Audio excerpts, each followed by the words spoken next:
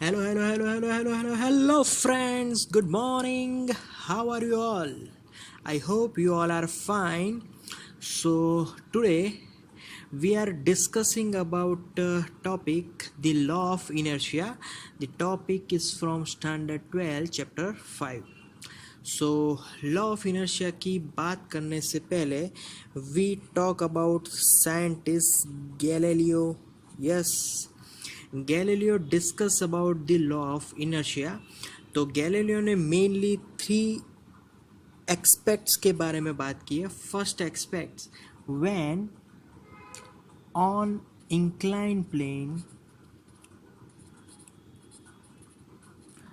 Object is moving downward.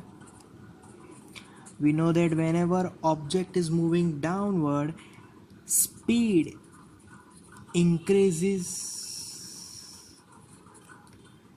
acceleration increases. Clear? Okay, so now moving to second.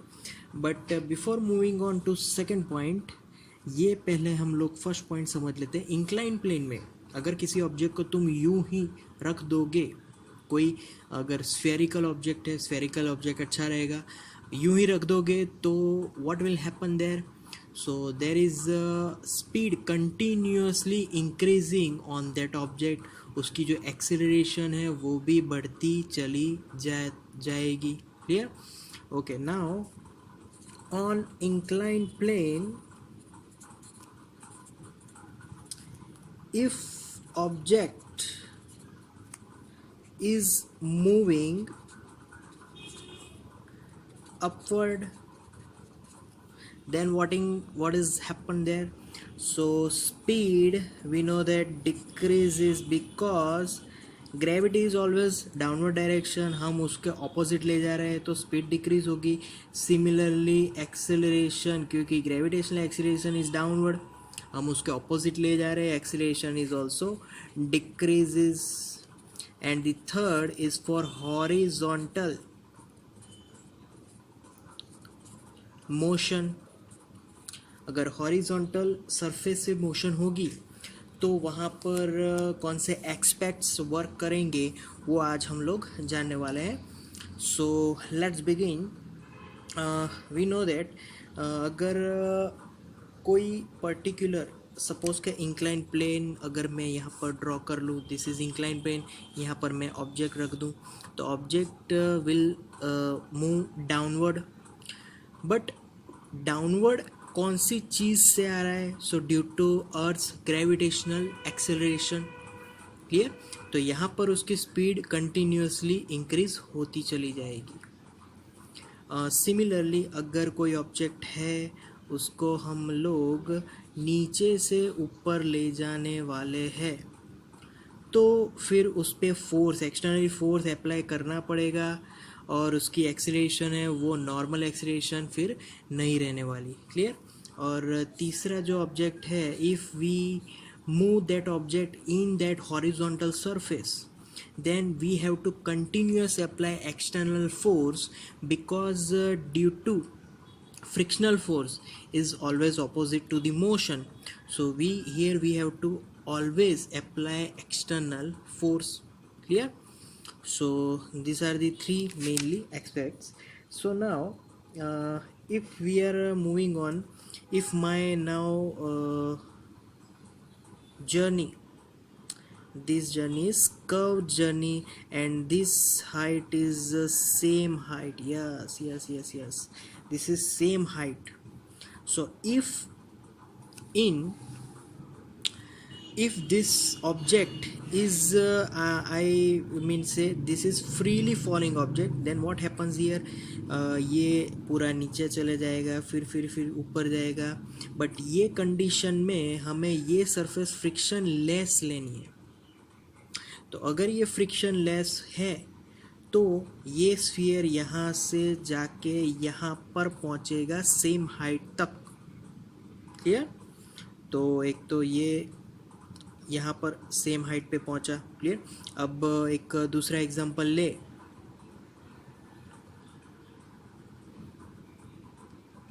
तो मैंने क्या किया कि यहाँ से एक लाइन ड्रॉ की, तो यहाँ से एक लाइन ड्रॉ करके मैंने डिस्टेंस ज़्यादा रखा but height is same. So distance ज़्यादा है, हाइट सेम है, फिर भी मैं अगर यहाँ पर स्फीयर से फ्री फॉल करवाऊँगा तो वो चलता चला जाएगा, चलता चला जाएगा।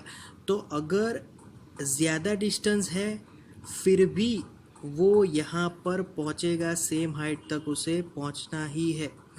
सो यहाँ पर भी ये जो सरफेसेस है आर फ्रिक्शनलेस सरफेसेस, कोई फ्रिक्शन नहीं। अगर फ्रिक्शन होता, अगर हम लोग एक कंडीशन अगर रखते कि फ्रिक्शन होता तो क्या होता कि ये जो स्फीयर है वो सेम हाइट पे नहीं पहुंचता, वो कहीं पे यहाँ पर रुक जाता।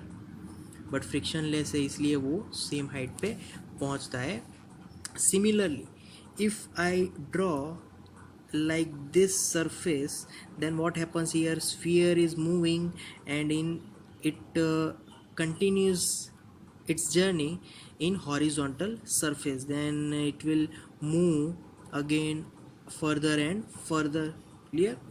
so ये ऑब्जेक्ट मेनली क्या करना चाहता है कि फ्रिक्शनलेस जर्नी में उसको अगर पहले इनिशियली जो हाइट है वो हाइट जब तक उसे नहीं मिल रही तब तक वो अपनी जर्नी कंटिन्यू रखेगा। But this is only possible when we take surface as frictionless and without gravity, क्योंकि ग्रेविटी भी यहाँ पर वर्क करेगी। अगर फ्रिक्शनलेस लेंगे तो ग्रेविटी इतना माइंड नहीं करेगी, क्योंकि फ्रिक्शनलेस सरफेस पे ग्रेविटी डिपेंड करेगी। We know that in 11th standard, because normal force is equal to mu M G. Mu is friction, it is called static friction. तो यहाँ पर फ्रिक्शनलेस की बात आए तो उतना ग्रेविटी मैटर नहीं करेगा, क्लियर? सो ये बात ध्यान रखनी है कि फ्रिक्शनलेस अगर होगा तो जब तक उसको वो हाइट नहीं मिलेगी तब तक फ्रिक्शनलेस सरफेस पे वो कंटिन्यूअस यूनिफॉर्म स्पीड से आगे चलता जाएगा, चलता जाएगा, क्लियर? जब तक कि वो हाइट नहीं मिलेगी। जब वो उसको हाइट आगे मिल गई तब वो रुक जाएगा, क्योंकि अच्छा यहाँ पर एग्जांपल हो सकता है कि उसको तब वो हाइट मिल गई तो वो क्यों रुका। तो आगे ही हमने बताया कि यहाँ पर एक्सेलरेशन बढ़ेगा क्योंकि नीचे आ रहा है ड्यू टू ग्रेविटी, बट यहाँ से ऊपर जाएगा तो एक्सेलरेशन वापस घटेगा, स्पीड भी घटेगी, तो वापस से वो यहाँ पर रेस्ट में आ जाएगा। मतलब कि यहाँ से जो एक्सेलरेशन और स्पीड मिली वो यहाँ पे कवर हो जाएगी, क्लियर? तो तब जाके इस हाइट पे वो रुकने वाला है। So that's the three main examples, clear? Okay, now here we are going to talk about inertia. So what is inertia? Actually main topic is inertia here. इन सभी में हमने inertia का एक्चुअली कहीं ना कहीं हमने उसकी बात की हुई है।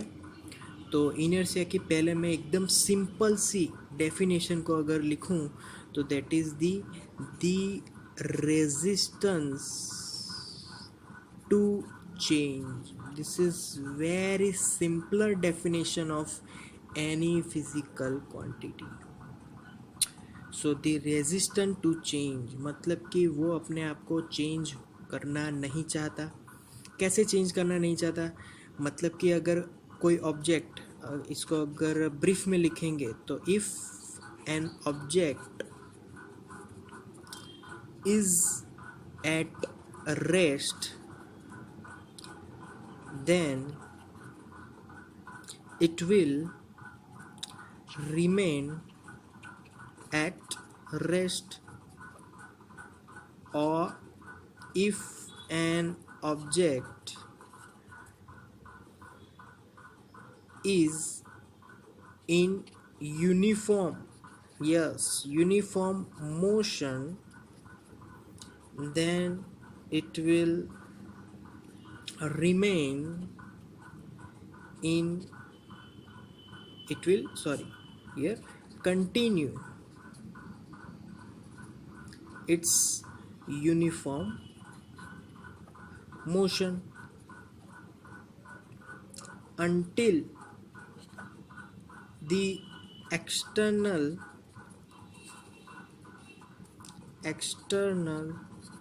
force isn't applied.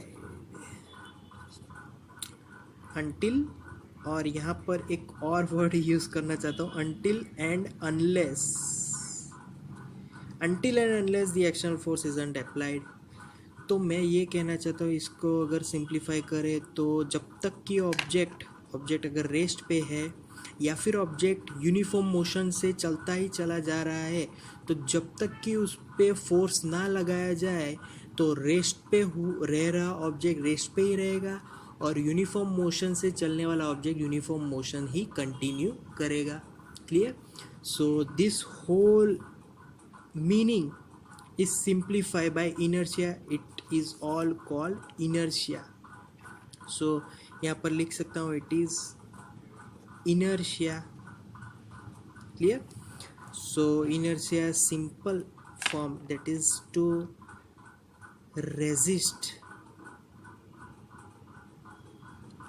resistance to change. Clear? Okay, so that's the law of inertia. Thank you for today, guys. That's all.